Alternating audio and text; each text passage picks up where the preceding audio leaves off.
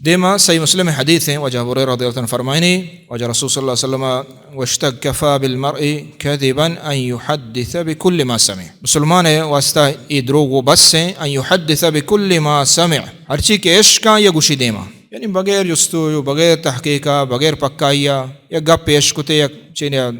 عالمی باریا یا دیگر انسانی باریا ہنچو آئیے دیما شنگ کاں گوشتے بغیر تحقیقہ آیا گپ صحیح ہے صحیح نہیں گوشتگے نہ گوشتگے بس ہنچو گوشت گمانا چوتی گا ای کار ہمشیں کہ پلانی چو گوشت اشیا چو گوشت ایک کار مارا چو ایک گپ چو رستا ایک گپ چو رستا اللہ تینے کم و احتیاط کا اشو واللہ ماں نزانے ماں ہنچو گپ رستا سمجھے نا یہ غلط ہے ان تو کہ نزانے شنگ مکا تو بس یہ اگر دروگی ہماری سرائیں منی سرانہ ہیں بولے ماں چو عشق تا یہ نوزہ زیادہ احتیاط کرنا گائے جو کم کوئی ایمان ہا تو یہ غلط ہے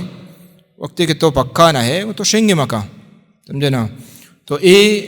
نبی صلی اللہ علیہ وسلم فرمائیں یہ عظیم یعنی حدیث عجیب کفا بالمرء کذبا یعنی یہ قسم دروغ ہے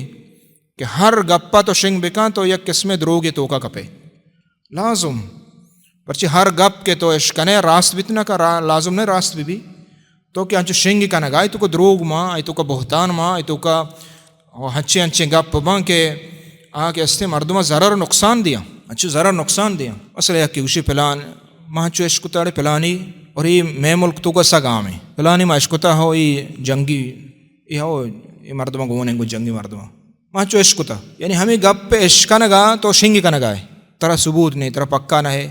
دگری عشقہ آئی عشقہ تاکہ گپ سر بھی ہنچی جا گئی ہے کہ اسی زندہ نقصان ہے اسی خاندان نقصان ہے ادھر ہمیں یکی گپ پہ وجہ سمجھے نا عشق تا تو کہ عشق تا دیما مگوشی ضرورت نہیں گوشگے